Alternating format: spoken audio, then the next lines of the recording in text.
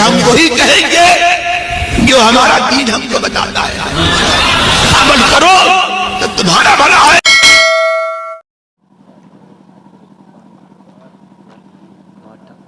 نحمده ونصلي ونسلم على حبيبه الكريم أما بعد.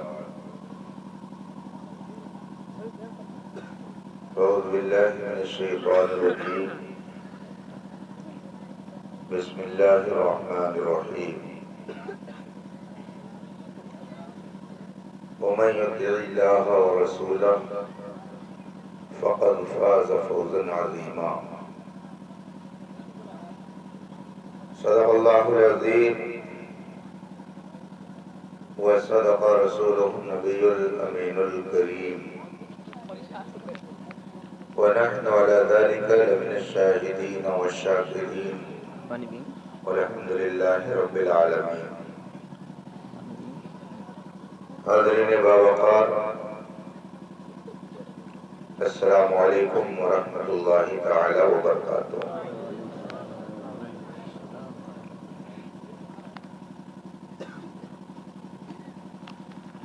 آج کا یہ پروگرام جس میں ہم اور آپ شرکت کی سعادت حاصل کیے ہوئے ہیں،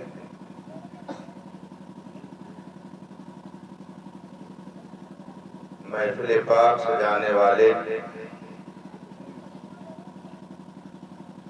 نے اس خوشی میں اسے سجایا ہے کہ ان کے بچے کا ختنہ ہوا ہے. رب تعالی اس بچے کو صحت و عافیت عطا فرمائے اور شفاء کامل بخشے. نماز عشاء کے بعد سے آپ حضرات نعت و منقبت کے اشعار اور عمدہ خطاب سے اپنے دل کی دنیا کو آباد کر رہے ہیں. دو چند منٹ کے لیے میں بھی حاضر ہوں. عزیزم منا سلم ہو، اللہ انہیں اس کا صلہ بخشے. ان کی محبت اور ان کی خواہش کے احترام میں تھوڑی دیر کے لیے میں آپ کے درمیان ہوں. آئیے مصطفیٰ جان رحمت سرور کائنات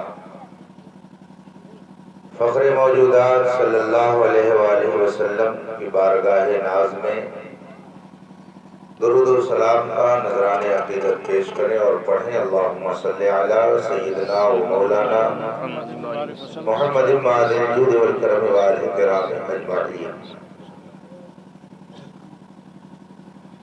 اللہ تبارک و تعالی کا شکر اور اس کا کرم و احسان ہے کہ اس نے ہمیں صاحب ایمان بنایا. بے شک سبحان اللہ. دنیا کے اندر اس کی بے شمار نعمتیں ہیں، مگر کچھ نعمتیں ایسی ہیں جو رب تعالی دنیا کے ہر فرد کو عطا فرماتا ہے، چاہے مومن ہو چاہے غیر مومن، مسلم ہو چاہے غیر مسلم. اللہ کی کچھ نعمتیں سب کے لیے ہیں. ان نعمتوں سے دنیا کا ہر انسان فائدہ اٹھاتا ہے، لیکن ایمان وہ نعمت ہے کہ جو سب کے مقدر میں نہیں ہوتی ہے. اللہ جس پر اپنا خصوصی کرم فرماتا ہے اسے ایمان کی دولت عطا فرماتا ہے. بہت سارے لوگ مسلمان ہیں تو یہ سمجھتے ہوں گے کہ ہم مسلمان ہیں تو یہ ہمارا مذہب پر کوئی احسان ہے. مگر قرآن میں اللہ تعالیٰ ارشاد فرماتا ہے لا تمنوا علی اسلامکم، اگر تم مسلمان ہو تو مجھ پر یہ احسان مت جتاؤ کہ میں مسلمان ہوں، بلکہ یہ اللہ کا تم پر احسان ہے کہ اس نے تمہیں ایمان کی دولت عطا فرمائی ہے۔ یہ وہ عظیم نعمت ہے کہ جسے یہ نعمت مل جاتی ہے وہ صرف انسان ہی نہیں رہ جاتا بلکہ اس کے اندر انسانیت بھی آ جاتی ہے۔ آپ خود غور کیجئے، ایک ایک چیز کو الگ الگ اگر آپ کے سامنے رکھا جائے تو بہت تفصیل ہوگی، لیکن کھانے پینے کی چیزیں ایسی ہیں کہ آپ اس پر غور کریں۔ اسے ہندوستان کے اندر آپ کو وہ لوگ بھی ملیں گے جو سانپ، چوہا، کھجورا، کتا، بلی، گوجر کھاتے ہیں۔ اسی ہندوستان کے اندر وہ لوگ ہیں جن کے نزدیک مردہ اور ذبیحہ کا کوئی فرق ہی نہیں ہے۔ سانپ اور دوسری ایسی خبیث چیزیں وہ اپنی غذا بنائے ہوئے ہیں اور یہ ساری چیزیں وہ کھاتے ہیں۔ ہندوستان ہی میں وہ ایسے لوگ بھی رہتے ہیں کہ اگر آپ ان کو دیکھ لیں تو آپ تو کھانا اچھا نہ لگے، ان کا تصور کر لیں تو آپ کا دماغ خراب ہو جائے۔ اسے ہندوستان میں بہت سے ایسے لوگ ہیں کہ جن کے کھانے پینے کا انداز، کھانے پینے کی چیزیں ایسی ہیں کہ آپ اس کا تصور ہی نہیں کر سکتے۔ اگر آپ مسلمان نہ ہوتے تو آپ بھی ان خبیث چیزوں کو کھانے میں کوئی شرم اور عار محسوس نہیں کرتے، مگر یہ ایمان کی برکت ہے۔ قرآن نے ارشاد فرمایا پاک چیزیں پاک لوگوں کے لیے ہیں، ناپاک چیزیں ناپاک لوگوں کے لیے ہیں۔ ایمان کی برکت سے اللہ نے ہمارے لیے کھانے کی چیز بھی پاک رکھی، پاکیزہ چیزیں کھانے کے لیے اس نے مہیا فرمائی، اور ایک مسلمان یہ فرق محسوس کرنے لگا کہ ہمیں کیا چیز کھانی چاہیے اور کیا چیز نہیں کھانی چاہیے۔ یہ غذا جو انسان کی زندگی کو باقی رکھنے والی چیز ہے، جس کے ذریعہ انسان کی زندگی کی بقا ہے، اپنی زندگی کو باقی رکھنے کے لیے وہ غذائیں کھاتا ہے، مگر یہ اسلام کا احسان ہے کہ کھانے سے پہلے اسے یہ سمجھ آتی ہے، وہ سوچتا ہے کہ یہ ہمارے لیے پاکیزہ اور حلال ہے یا یہ ناپاک اور نجس چیز ہے۔ ہمارے ایک جاننے والے ایک مرتبہ لکھنؤ ایک ہوٹل میں گئے، کھانے کی فرمائش انہوں نے کی، اور جب کھانے کا انتظار کرنے لگے تو ادھر ادھر انہوں نے نظر دوڑائی۔ خود انہوں نے مجھ سے بیان کیا کہ ایک بورڈ پر ایک پوری لسٹ لگی ہوئی تھی کہ یہاں کیا کیا چیزیں ملتی ہیں، تو اس میں لکھا تھا کہ یہاں سور کا گوشت، بلی کا گوشت، کتے کا گوشت، کیا کیا ملتا ہے، لوگ کھاتے ہیں۔ مگر یہ اسلام کی خوبی ہے کہ ایک مسلمان کتنا ہی بے عمل کیوں نہ ہو جائے، کیسا ہی بے عمل کیوں نہ رہے، مگر اس کے سامنے اگر مردار آتا ہے تو دل اندر سے فوراً انکار کرتا ہے کہ اللہ نے مجھے ایمان عطا فرمایا، ایمان جیسی پاکیزہ چیز اللہ نے مجھے عطا کی ہے، اس جسم کے اندر یہ نجس اور خبیث چیز نہیں جائے گی، اگر جسم کے اندر جائے گی تو پاکیزہ چیز بھی جائے گی۔ یہ کس چیز کی برکت ہے؟ یہ ایمان کی برکت، ایمان کا صدقہ ہے کہ آدمی حلال اور طیب چیزوں کو کھاتا ہے اور نجس اور ناپاک چیزوں سے نفرت کرنے لگتا ہے۔ اسلام نے کھانے کے علاوہ پہننے کا بھی طریقہ بتایا۔ آپ دوسری قوموں کو دیکھ لیجئے، رسول پاک صلی اللہ علیہ وسلم نے ارشاد فرمایا ایک وقت ایسا آئے گا کہ ربا کاسیات عاریات، بہت سی ایسی عورتیں ہوں گی جو لباس پہننے کے باوجود ننگی ہوں گی۔ اس زمانے میں لوگ سوچتے رہے ہوں گے کہ لباس بھی پہنے عورتیں اور ننگی بھی رہیں، ایسا کیسے ہو سکتا ہے؟ لیکن آج اپنے ماتھے کی آنکھوں سے آپ دیکھتے ہیں کہ لباس بھی پہنے ہوتی ہیں اور اس کے باوجود ننگی ہوتی ہیں۔ میرے آقا صلی اللہ علیہ وسلم کا کتنا بڑا احسان ہے کہ ایک انسان کو کس لباس میں رہنا چاہیے، کون سے لباس کی انسان کو ضرورت ہے، مصطفیٰ جان رحمت نے ہمیں وہ بھی بتا دیا۔ کھانے کے لیے کیا چیز ہمیں چاہیے، نبی نے وہ بھی بتایا۔ پہننے کے لیے ہمیں کیسا لباس رکھنا چاہیے، مصطفیٰ جان رحمت نے ہمیں وہ بھی بتا دیا۔ اور ہمیں کیسے گھر میں رہنا چاہیے، مصطفیٰ جان رحمت نے وہ بھی بتا دیا۔ کس طرح سے ہمیں باہر رہنا چاہیے، نبی نے ہمیں یہ بھی بتا دیا۔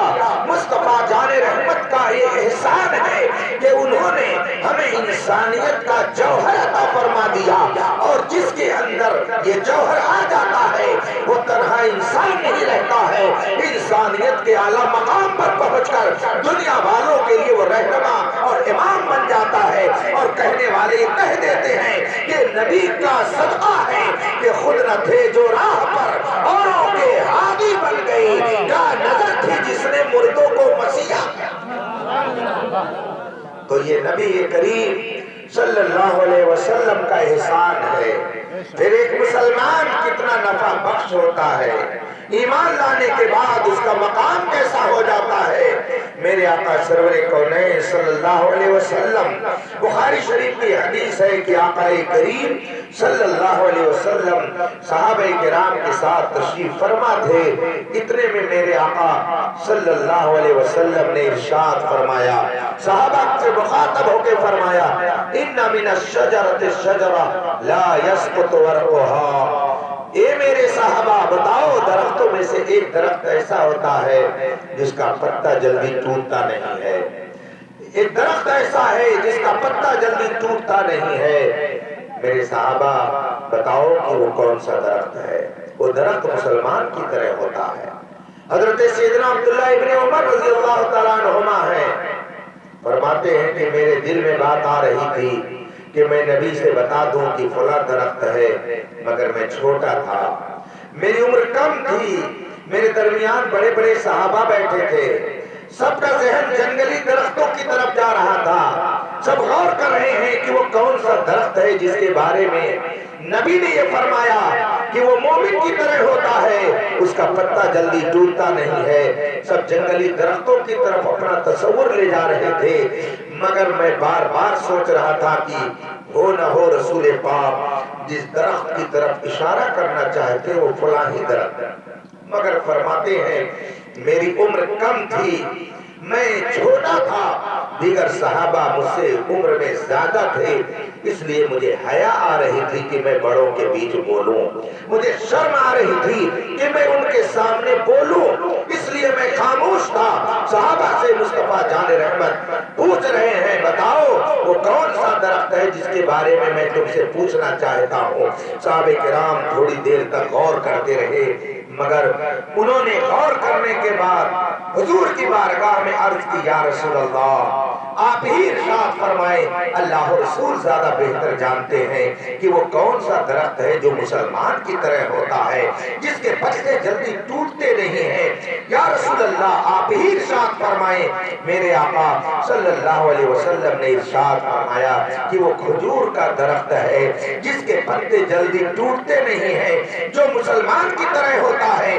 حضرت سیدنا عبداللہ ابن عمر فرماتے ہیں کہ جب میں رسول کریم کی بارگاہ سے اپنے گھر گیا، ابا جان سے میں نے بتایا، اے والد ماجد آج رسول پاک نے یہ سوال کیا تھا۔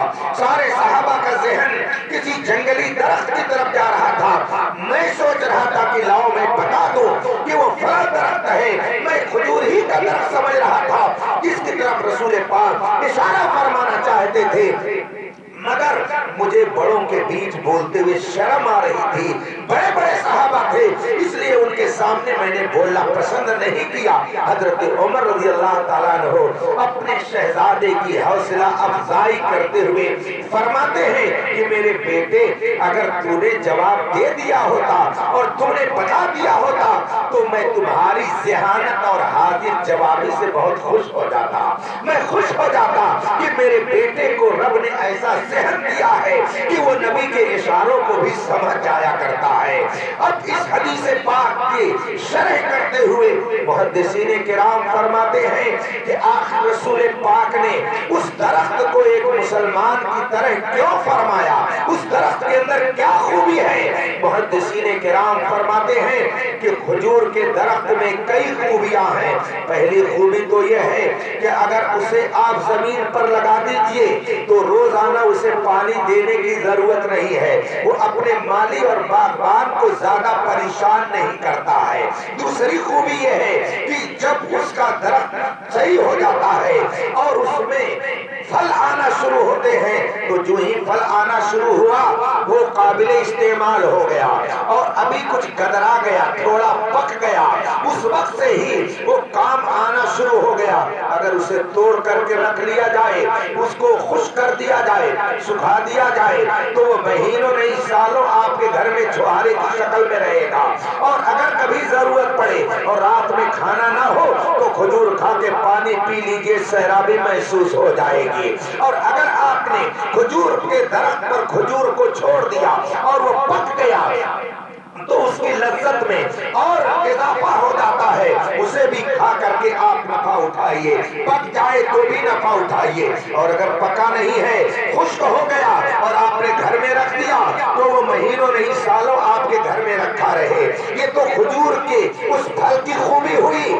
اور اس کے علاوہ اگر آندھی طوفان آئے، آپ دوسرے درختوں کو دیکھتے ہوں گے کہ اگر آندھی چلی، ذرا تیز ہوا چلی، پتے ٹوٹ کر کے نہ جانے کہاں چلے جاتے ہیں، مگر کھجور کے درخت کا حال یہ ہوتا ہے کہ آندھی طوفان آئے جلدی اس کا پتا ٹوٹتا نہیں ہے، اور اگر ٹوٹے گا تو وہ زیادہ دور نہیں گرتا ہے بلکہ وہ جڑ کے قریب ہی میں جا کر کے گر جاتا ہے۔ اور اگر ٹوٹ گیا اور کسی نے اس ٹوٹے ہوئے پتے کو اٹھا لیا تو وہ پتا بیکار نہیں ہوتا ہے، اسے گھر کے کام میں لے آئیے، جائیے گھر میں جھاڑو بہارو کریے، اب اس کے پتے گھر کی صفائی کا کام کرنے لگتے ہیں۔ اور یہ تنا جو پیڑ ہے اگر آپ اس کو کاٹتے تو کاٹنے کے باوجود وہ نفع بخش ہوتا ہے کہ گھر کے پلر کے کام میں لے آئے۔ اور جڑ کو اگر آپ نے کھود لیا تو اس میں سے جو ریشے نکلتے ہیں اس کو آپ گدے میں بھر دیجئے، گدے کا کام لے لیجئے، صوفہ بنا دیجئے۔ اور اگر آپ نے اس کو چاہا کہ برتن کی شکل دے دیں تو اب اس کو آپ پانی بھرنے کے استعمال میں لا سکتے ہیں۔ جڑ سے لے کر اور اس کے شاخ تک ایک ایک چیز اس کے اندر نفع بخش ہوتی ہے۔ میرے آقا فرماتے ہیں کہ وہ درخت مومن کی طرح ہوتا ہے۔ اس کا مطلب یہ ہے کہ مومن پیدا ہونے سے لے کر مرنے کے وقت تک اپنے ماں باپ کے لیے بھی مفید ہوتا ہے، اپنی قوم کے لیے بھی مفید ہوتا ہے، اپنے ملک کے لیے بھی مفید ہوتا ہے۔ جس طرح سے کھجور کا درخت نیچے سے اوپر تک وہ نفع بخش ہوتا ہے، مومن اس سے زیادہ کہیں اپنی قوم کے لیے نفع بخش ہوتا ہے۔ اور وہ درخت اگر آندھی طوفان چلے تو پتا اس کا ٹوٹتا نہیں ہے۔ مومن کی بھی یہی شان ہوتی ہے کہ ہزار دنیا کے طوفان آئے، مصیبتوں کے پہاڑ آئے، مگر سے ٹوٹتا نہیں ہے، بلکہ مصیبتوں میں آ کر کے بھی وہ نبی کا گن گاتا ہے، اور اگر جان چلی جائے تب بھی وہ کہتا ہے ایک جان کیا ہے اگر ہو کروڑوں تیرے نام پہ سب کو مارا۔ ایک مومن کی یہ شان ہوتی ہے، مومن کی یہ خوبی ہوتی ہے کہ مومن نفع بخش ہوتا ہے۔ دنیا میں آیا، آنے کے بعد اس نے ماں کے لیے بھی نفع دے دیا، باپ کے لیے بھی نفع دے دیا۔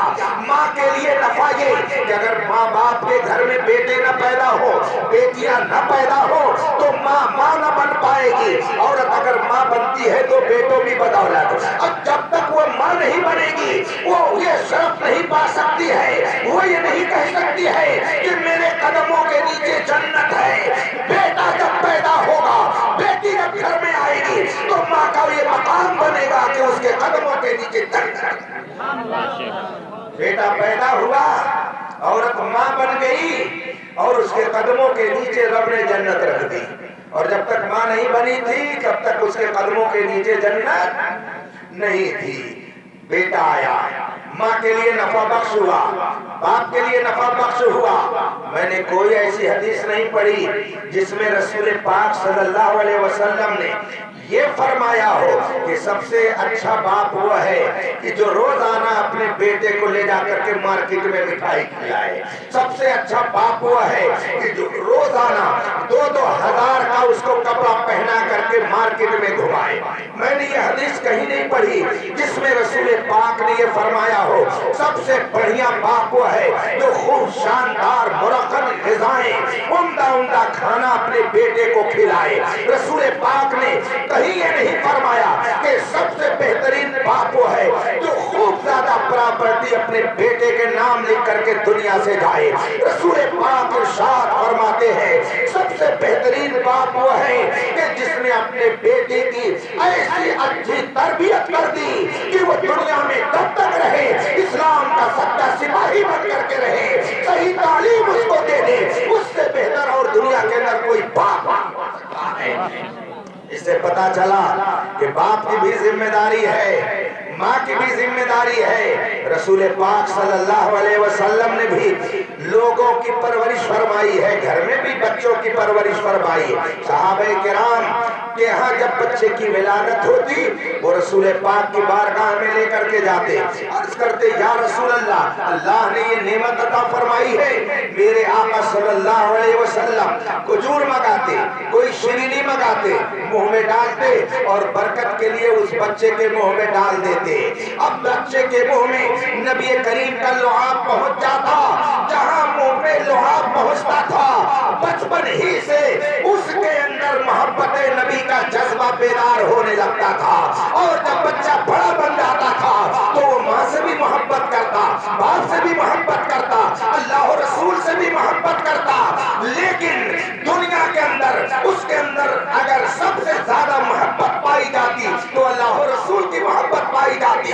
وہ دنیا سے محبت کم کرتے تھے، اللہ اور رسول سے محبت زیادہ کرتے تھے، اس لیے کہ وہ جانتے تھے کہ یہ دنیا فانی ہے۔ قرآن کی تعلیم ان کے سامنے ہوتی، کل من علیہا فان، یہ دنیا کی ہر چیز فنا ہو جائے گی، دنیا کی ہر چیز ختم ہو جائے گی، اگر کوئی چیز باقی رہے گی تو وہ رب کی ذات ہے۔ اور دنیا میں کسی مومن کو اگر کوئی چیز کام دے گی تو اس کا ایمان ہے کہ دنیا سے جانے کے بعد بھی قبر کے اندر تاریک کوٹھری میں اگر روشنی ہوگی تو محبت نبی کی صدقے۔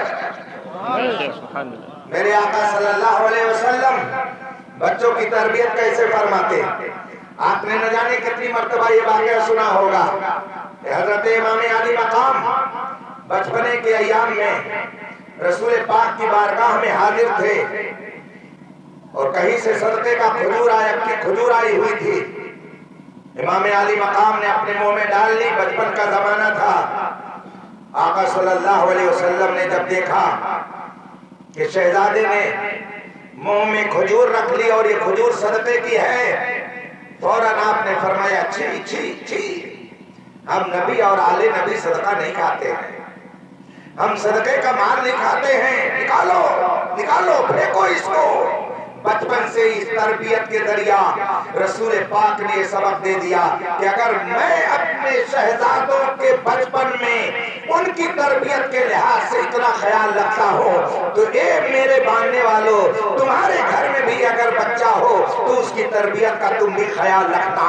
میں دیکھو اپنے شہزادے کے منہ میں انجانے میں بھی کوئی صدقے کا مال نہیں جانے دے رہا ہو، اس لیے کہ ہمارے لیے اس کا کھانا جائز نہیں ہے۔ تو تم بھی بچوں کی پرورش اس طور پر کرنا کہ ان کے منہ میں کوئی حرام غذا نہ جانے پائے۔ جب حلال غذا جائے گی تو یہ بچہ تمہارا گستاخ نہیں ہوگا، بڑا ہو کر کے یہ تمہارے قدموں کو چومے گا، تمہاری خدمت کرے گا، تمہارے لیے درد سر نہیں بنے گا، بلکہ وہ تمہارے بڑھاپے کا سامان بن جائے گا۔ میرے آقا صلی اللہ علیہ وسلم نے امام حسین کی جب ایسی پرورش فرمائی تو کتنا اونچا مقام اللہ نے عطا فرمایا، اور کیسی شرافت، کیسی پاکیزگی، کیسی خوبصورتی ان کے اندر آئی۔ آپ تاریخ پڑھیے تو آپ کو معلوم ہوگا۔ اللہ کے رسول صلی اللہ علیہ وسلم نے ماؤں کے تعلق سے جو تعلیم فرمائی، آپ پڑھیے کتابوں میں تو آپ کی آنکھیں پھٹی کی پھٹی رہ جائیں گی۔ یہ کائنات کا سب سے عظیم انسان اور ماں کا احترام کس طرح سے کر رہا ہے۔ ہم ان کے ماننے والے ہیں، ہمیں کیا کرنا چاہیے؟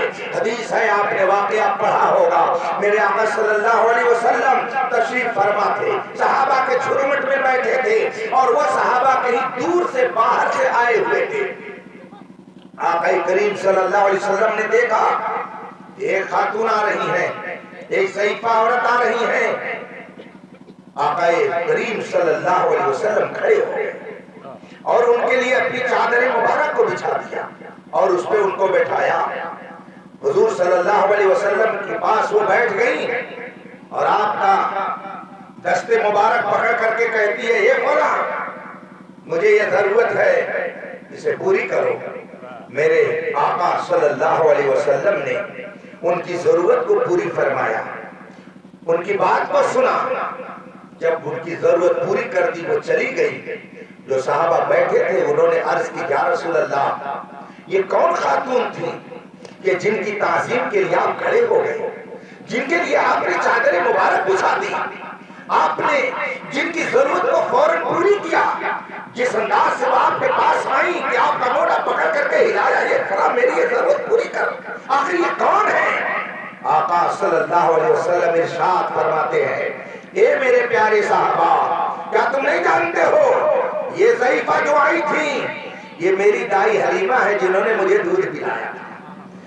دائی حلیمہ جنہوں نے دودھ پلایا تھا، میرے آقا نے ان کی یہ تعظیم، ان کا یہ احترام کر کے بتا دیا کہ اے میرے ماننے والوں، یہ میری دائی حلیمہ جنہوں نے 9 ماہ اپنے پیٹ میں مجھے نہیں رکھا تھا بلکہ صرف انہوں نے دودھ مجھے پلایا تھا۔ جب ان کی میں اتنی تعظیم کرتا ہوں، ان کا اتنا لحاظ کرتا ہوں، تو جو ماں تجھے 9 ماہ اپنے پیٹ کے اندر رکھ کر کے پالے، جب تم بڑے ہو جانا تو ان کی شان میں گستاخیاں نہ کرنا، بلکہ میں تمہیں بتا دیتا ہوں، تم یہ دعا کرنا، رب ارحمہما کما ربیانی صغیرا، اے مولا تو ان پر رحم و کرم کی بارش نازل فرما، اس لیے کہ انہوں نے بچپن میں میری پرورش فرمائی ہے۔ انسان جب ماں باپ کی اس طرح سے خدمت کرتا ہے تو اس کے سرے میں رب اسے اعلیٰ مقام عطا فرما دیتا ہے۔ ایک بزرگ ہے، بہت مشہور واقعہ ہے، وہ دریا کے کنارے کہیں بیٹھے ہوئے تھے، دریا کے کنارے بیٹھے تھے اور ایک ضعیفہ عورت ان کی گود میں تھی۔ کبھی اس کے بال کو صحیح کرتے، کبھی پیر دباتے، کبھی ہاتھ دباتے۔ ایک بزرگ کا ادھر سے گزر ہوا، اللہ والے ادھر سے گزرے، انہوں نے دیکھا کہ ایک نوجوان ایک ضعیف عورت کا کبھی سر دبا رہا ہے، کبھی اس کے بالوں کو صحیح کر رہا ہے، کبھی اس کا پیر دبا رہا ہے، کبھی ہاتھ چھو رہا ہے۔ ان کے دل میں خیال آیا کہ میں بہت گنہگار ہوں، لیکن اس نوجوان سے زیادہ میں بیکار تو بے حیا تو نہیں ہوں۔ سرے راہ بیٹھ کر اور ایک عورت کبھی اس کا سر صحیح کر رہا ہے، کبھی اس کے بالوں کو چھو رہا ہے، کبھی اس کا پیر دبا رہا ہے، اتنا بے حیا آدمی ہے یہ۔ اسے ذرا بھی شرم نہیں محسوس ہو رہی ہے؟ میں گنہگار ہوں لیکن اس آدمی سے زیادہ گنہگار تو نہیں ہوں، میں بے حیا مگر اس سے زیادہ بے حیا نہیں۔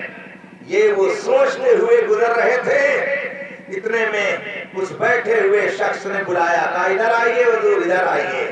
وہ آئے، کھڑے ہوئے، کہا کیا بات ہے؟ کہا میں بہت برا ہوں، اس میں کوئی شک نہیں ہے، میں بہت بے حیا ہوں، اس میں کوئی شک نہیں ہے، آپ مجھ سے اچھے ہیں، اس میں بھی کوئی شک نہیں ہے، مگر سنیے، آپ گزر رہے تھے، آپ کیا سوچ رہے تھے کہ میں بڑا بے حیا؟ سنو یہ کون ہے؟ یہ کوئی میری محبوبہ نہیں ہے، یہ میری ماں ہے۔ جب میں بچپن میں چلنے کے قابل نہیں تھا، اس ماں نے مجھے چلنا سکھایا۔ جب میں کھانے کے قابل نہیں تھا، اس ماں نے مجھے کھانا کھلایا۔ جب میں اوڑھنے پہننے کے قابل نہیں تھا، یہ مجھے لباس پہناتی تھی۔ آج یہ فالج کے اٹیک میں مبتلا ہے، یہ چلنے سے معذور ہے، کھانے پینے سے معذور ہے۔ کل جب میں مجبور تھا، یہ میرا سب کچھ کرتی تھی۔ کیا میرا حق نہیں ہے کہ اگر آج یہ مجبور ہے تو میں اس کی خدمت کروں؟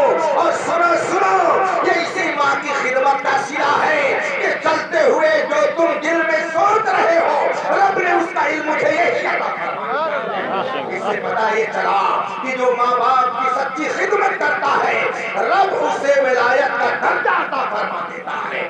اور اگر کوئی ولی ہو جائے لیکن ماں باپ کو اگر ستا دے، دل دکھا دے، تو اللہ بھی اس پر ایسا ناراض ہوتا ہے کہ جو دنیا کے لیے عبرت بن جاتا ہے۔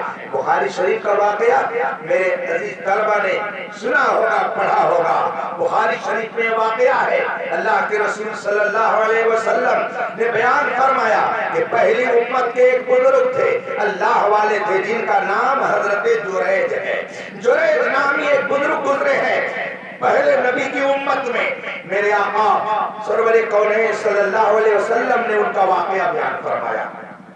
بخاری شریف کے اندر ہے کہ حضرت جریج بہت عبادت گزار تھے، اللہ والے تھے، نیک تھے، صالح تھے، دن رات اللہ کی عبادت میں لگے رہتے تھے۔ عبادت کے لیے انہوں نے اپنی آبادی سے دور ایک کٹی بنا لی تھی کہ وہیں وہ عبادت کریں گے، وہیں رکیں گے، وہیں پہ اللہ اللہ کریں گے۔ آبادی سے دور وہ اللہ کی عبادت میں مصروف رہتے تھے، بڑے نیک پرہیزگار ولی کامل تھے۔ ایک مرتبہ 2-3 دن غالباً ہو گیا اور وہ گھر نہیں آئے۔ ماں کی ممتا جاگ اٹھی، ماں کو کوئی ضرورت پڑی، انہوں نے سوچا کہ میرا بیٹا کئی روز سے آیا نہیں ہے، چنانچہ چلتے ہوئے اس کی کٹی تک ماں پہنچ گئی، اور ماں پہنچنے کے بعد کٹی کے باہر سے آواز دیتی ہے، جریج، اے جریج، جریج۔ 3 مرتبہ آواز لگائی ماں نے، مگر اندر سے کوئی آواز نہیں آئی۔ ماں نے کچھ اور سوچا کہ شاید میرا بیٹا مجھ سے ناراض ہو کر مجھے جواب نہیں دینا چاہتا، میرے سامنے آنا نہیں چاہتا ہے۔ حضرت جریج کی ماں نے 3 مرتبہ جب اپنے بیٹے کو آواز لگائی اور کہا جریج، جریج، جریج، اندر سے جب کوئی آواز نہیں آئی، ماں کی ممتا کو دکھ ہوا، ماں کو تکلیف پہنچی۔ ماں کی زبان سے بد دعا نکل گئی کہ جریج، اگر تو اپنی ماں کا منہ نہیں دیکھنا چاہتا ہے تو کسی فاحشہ کا منہ دیکھے گا، کسی طائفہ کا منہ دیکھے گا۔ اتنا کہہ کر کے ماں اپنے گھر واپس چلی گئی۔ اللہ نے ماں کی بد دعا قبول کر لی۔ حدیث میں فرمایا گیا ہے کہ جس طرح سے نبی اگر امتی کے حق میں دعا کر دے تو اس کی دعا رائے گا نہیں جاتی، اسی طرح سے اگر ماں باپ اپنے بیٹے کے لیے خلوص دل سے دعا یا بد دعا کر دے تو ان کی بھی دعا اور بد دعا رد نہیں جاتی ہے، رب قبول کر لیتا ہے۔ جریج کی ماں نے دکھی دل سے رب کی بارگاہ میں یہ بد دعا کر دی جریج کے لیے کہ اگر جریج اپنی ماں کا منہ نہیں دیکھنا چاہتا تو کسی فاحشہ کا منہ دیکھے گا۔ چند روز بیتے تھے، اس آبادی میں ایک فاحشہ عورت کے ہاں بچے کی ولادت ہوئی جس کی ابھی شادی نہیں ہوئی تھی۔ محلے والوں نے کہا یہ تو بہت عجیب معاملہ ہو گیا، یہ خاتون تو ابھی غیر شادی شدہ ہے، اس کی گود میں بچہ کہاں سے آ گیا؟ محلے والوں نے جب تانا دینا شروع کیا، عورتوں نے جب اس کو گالی گلوچ شروع کر دیا، تو وہ عورت کہتی ہے مجھ سے مت پوچھو، جا کے جریج سے پوچھو یہ بچہ جریج کا ہے، یہ بچہ جریج کے نطفے سے ہے۔ محلے کے لوگوں نے جب یہ سنا، اس فاحشہ عورت نے کہا کہ یہ بچہ جریج کا ہے۔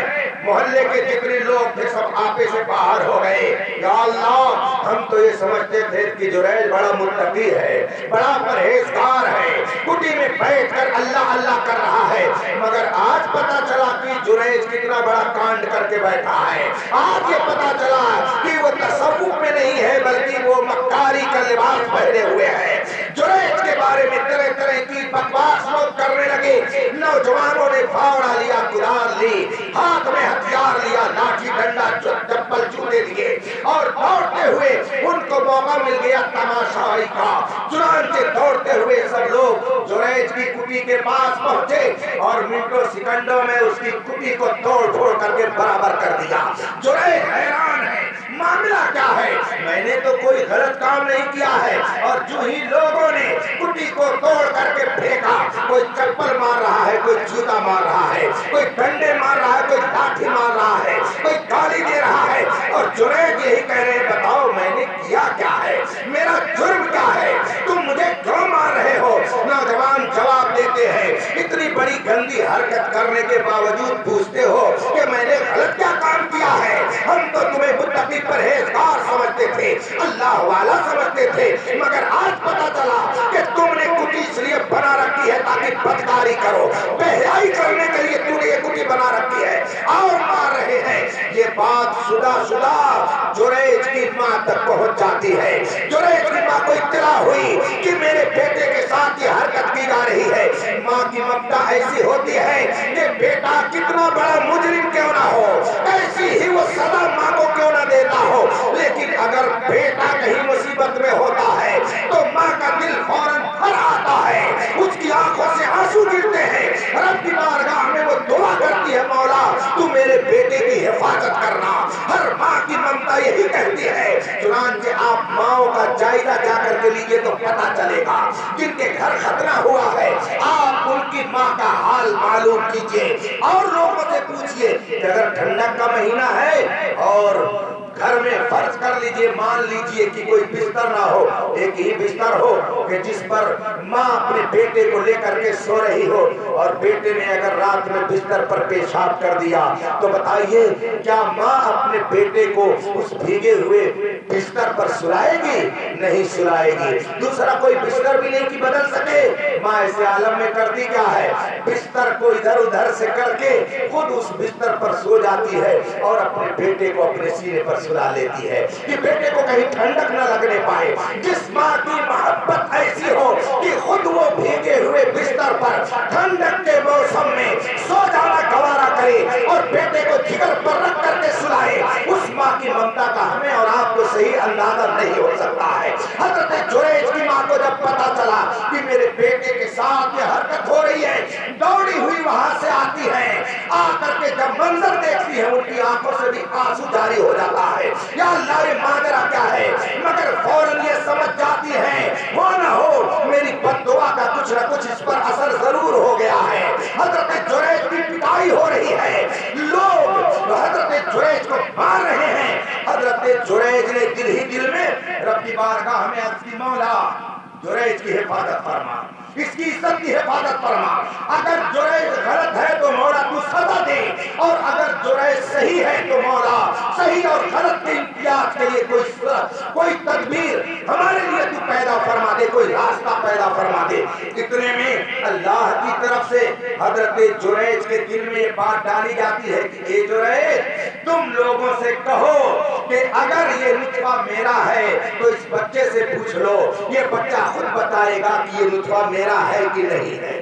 حضرت جریج کے دل میں اللہ کی طرف سے یہ بات پیدا ہوئی، انہوں نے لوگوں سے کہا سنو تم جتنی سزا چاہے نا مجھے دے دینا، لیکن پہلے تم یہ تو تحقیق کر لو کہ یہ نطفہ میرا ہے کہ نہیں ہے، یہ بچہ میرے نطفے سے ہے کہ نہیں۔ لوگوں نے کہا اس کی تحقیق کیسے ہو سکتی ہے، کیسے پتا چلے گا کہ یہ نطفہ تمہارا ہے کہ نہیں ہے؟ حضرت جریج نے کہا بچے کو لٹایا جائے، اس کے پیٹ پر ہاتھ رکھ کر کے پوچھو کہ وہ بچہ جریج کا ہے یا نہیں، بچہ خود بولے گا۔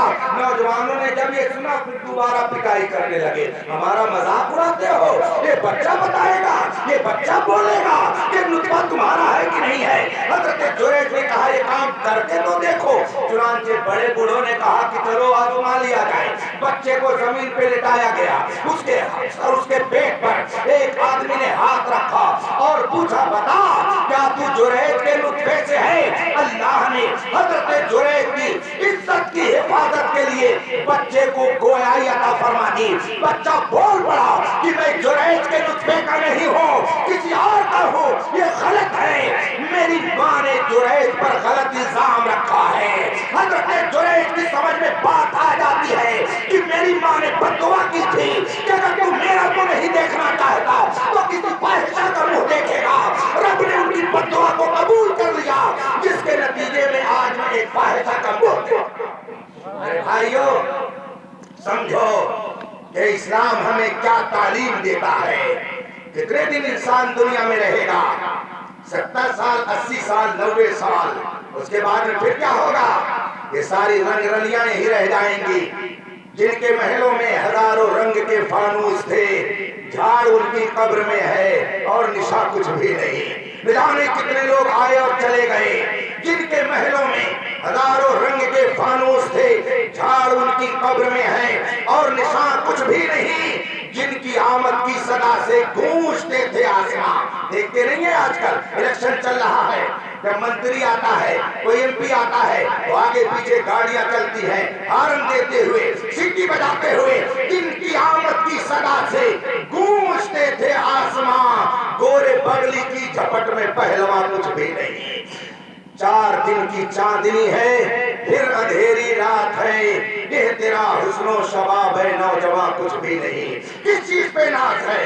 کس چیز پہ گھمنڈ ہے؟ یاد رکھو دنیا میں اگر زندگی آپ نے رسول پاک کے فرمان کے مطابق گزاری تو قرآن فرماتا ہے وَمَن يُطِعِ اللَّهَ وَرَسُولَهُ فَقَدْ فَازَ فَوْزًا عَظِيمًا۔ جس نے اللہ و رسول کی اطاعت کی وہی حقیقت میں مکمل طور سے کامیاب ہے۔ کامیابی اسی کے لیے ہے جو دنیا سے گیا تو پکا مومن بن کر کے گیا اور دنیا میں رہا تو پکا مسلمان بن کر کے رہا۔ اس لیے ہمیں چاہیے کہ ہم اپنے بچوں کو تعلیم پہلے وہ دیں کہ جس سے بچہ دنیا میں کہیں رہے تو مسلمان بن کے رہے۔ دنیا کے کسی گوشے میں جائے تو وہ اپنے بزرگوں کی تعلیمات پر عمل کرتا رہے۔ انجینئر بنائیے، ڈاکٹر بنائیے، ماسٹر بنائیے، پروفیسر بنائیے، بزنس مین بنائیے، خوب بہترین تاجر بنائیے، سب بنائیے، مگر سب سے پہلے ان کو مسلک اعلیٰ حضرت والا بنائیے۔ یہ دنیا میں کہیں رہے مگر یہ فخر کریں کہ ہمارا رشتہ غوث اعظم سے ملتا ہے، خواجہ غریب نواز سے ملتا ہے، ہمارا رشتہ تاج الشریعہ سے ملتا ہے، ہمارا رشتہ امام احمد رضا سے ملتا ہے۔ آپ دنیا کے کسی گوشے میں رہیں مگر اپنے ایمان کی حفاظت کریں، اپنے بچوں کو وہ تعلیم دیں کہ جس سے وہ پکا مسلمان بن کر کے رہے۔ جب وہ پکا مسلمان بن کے رہے گا تو آپ کو لاٹھی نہیں مارے گا، ڈنڈا نہیں مارے گا۔ کونوں شیخ الحدیث نے سنے ہاں جو انہیں اپنے ابا چوراہا پہ لاٹھی لے کے دوڑا ہوتا ہے؟ کونوں شیخ الحدیث سنا آپ نے؟ اور اگر ایسا کوئی کرتا ہوگا تو میرے خیال سے وہ شیخ الحدیث تو ہو سکتا ہے مگر شیخ الحدیث نہیں ہو سکتا۔ اگر سچا عالم دین ہے، اسلام کی تعلیمات پر سچا عمل کرنے والا ہے، کوئی ضروری نہیں کہ عالم ہی ہو۔ اگر سب لوگ عالم بنیں گے تو بتائیے یہ اسٹیج کون لگائے گا؟ سب مولانا بن جائیں گے تو مائک کون سیدھا کرے گا؟ سبھی لوگ عالم بن جائیں گے تو اور دیگر کام کون کرے گا؟ سب کا مولانا بننا ضروری نہیں ہے، اور آج کے ماحول میں تو اور زیادہ ضروری نہیں ہے، اس لیے کہ بڑا فتنہ ان سے ہو رہا ہے، طرح طرح کے فتنے پیدا ہو رہے ہیں۔ جتنے مولانا بڑھ رہے ہیں اتنے فتنہ بھی بڑھ رہا ہے۔ تو اب پہچان کر کے اور جان کر کے چھان پھٹک کر کے یہ سب کام کرنا چاہیے۔ سب کا مولانا بننا ضروری نہیں ہے۔ میرے آقا سرور کونین فرماتے ہیں اُغْدُ عَالِمًا اَوْ مُتَعَلِّمًا اَوْ مُسْتَمِعًا اَوْ مُحِبًّا وَلَا تَكُنِ الْخَامِسَ فَتَعْلِمْ۔ عالم بنو، اور اگر عالم نہیں بن سکتے ہو تو طالب علم بنو، اور اگر طالب علم بھی نہیں بن سکتے ہو تو جب موقع مل جائے تو ان کی باتوں کو سنو، اور اگر سننے بھر کا بھی موقع نہیں ہے تو محبت کرو۔ چار بنو، چاروں میں سے کوئی ایک بنو، وَلَا تَكُنِ الْخَامِسَ، پانچواں نہ بننا ورنہ ہلاک و برباد ہو جاؤ گے۔ میرے آقا فرماتے ہیں ہم میں اکثر لوگ ایسے ہیں، یہ جو اتنے طلبہ دیکھ رہے ہیں نا، یہ اکثر نہیں ہے، یہ پورے ہندوستان بھر سے آئے ہوئے ہیں جو آپ دیکھ رہے ہیں 700 طلبہ آپ کے دارالعلوم علیمیہ میں ہیں، یہ کسی ایک آبادی کے نہیں ہے، تو پورے ہندوستان سے ماشاءاللہ آئے ہوئے ہیں۔ تو عالم بنو، عالم نہیں بن سکتے تو طالب علم بنو، اور طالب علم نہیں بن سکتے تو ان کی باتوں کو سنو۔ جیسے دیکھیں ماشاءاللہ ابھی آپ نے سنا حضرت مولانا علی احمد صاحب خطاب فرما رہے تھے، بڑی اچھی ایمان کی باتیں بتا رہے تھے، وہ عالم ہیں۔ آپ لوگ دیکھ رہے ہیں کہ بہت سارے دارالعلوم کے طلبہ یہاں پر بیٹھے ہوئے ہیں، یہ طالب علم ہے۔ اُقْدُ عَالِمًا أَوْ مُتَعَلِّمًا، عالم بنو، دیکھیں ماشاءاللہ موجود ہے، طالب علم بنو وہ بھی موجود ہے، أَوْ مُسْتَمِعًا، یا ان کی بات کو سنو۔ دیکھیں ادھر کرسی پہ بیٹھے سن رہے ہیں، ادھر لوگ بیٹھے سن رہے ہیں، یہ تیسرے نمبر پہ آئے۔ کچھ ایسے بھی لوگ ہوں گے کہ جو کسی وجہ سے نہیں آ سکے، مگر دل ان کا چاہتا رہا ہوگا کہ ہم کو بھی محفل میں جانا چاہیے تھا۔ بڑی شاندار نعت پڑھی ہے قاری فیض صاحب نے، بہت عمدہ طریقے سے انہوں نے ہم کو نعتیں سنائی ہے، مگر وہ نہیں آ سکے تو وہ 5 چوتھے میں چلے گئے۔ محبن یعنی ان سے محبت، تو سننے والے بھی موجود، طالب علم بھی موجود، عالم بھی موجود، اور محبت کرنے والے بھی موجود، مگر 5ویں بھی ہوں گے کچھ۔ کہاں سے اس سے اول کی ہے، صبح لائی دیتے صبح جلدی اٹھ گئے، ایسے بھی کچھ لوگ ہوں گے، کہاں سے آ گئے، سنی وہابی لگائے ہوئے ہیں، کہاں سے آ گئے، ایسی تقریر کر رہے ہیں۔ یہ 5ویں ہیں اور ان کے لیے رسول پاک فرماتے ہیں 5واں نہ بننا ورنہ ہلاک و برباد ہو جاؤ گے۔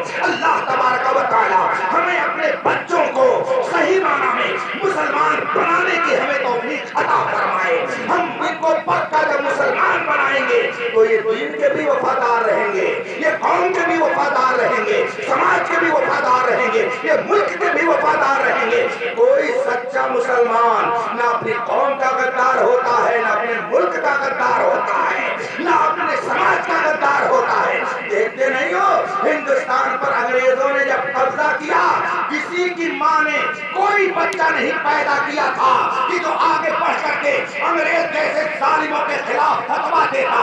آج لوگ کہتے ہیں مولانا فتوے دیتے رہتے ہیں، فتوے دیتے رہتے ہیں۔ سونا یہ عالم کے فتوے ہی کی برکت ہے کہ ہندوستان آزاد نظر آ رہا ہے۔ انگریزوں کے خلاف کسی اور نے فتویٰ نہیں دیا تھا، مجاہد آزادی علامہ فضل حق خیر آبادی نے ہی یہ فتویٰ دیا تھا کہ ہندوستان پر انگریزوں کا کوئی حق نہیں ہے، یہ ہم ہندوستانیوں کا ہے، ان سے جہاد کر کے یہاں سے بھگاؤ۔ تو عالم وہ ہوتا ہے کہ جو اپنی قوم پر بھی وفادار ہوتا ہے، ملک پر بھی بے شک۔ اللہ تبارک و تعالی ہمیں صحیح معنی میں مسلمان بن کر رہنے کی توفیق عطا فرمائے، بزرگوں کا عقیدت مند بنائے، اور ہم جہاں کہیں بھی رہیں اپنے ایمان اور عقیدے کی حفاظت کے ساتھ رہیں۔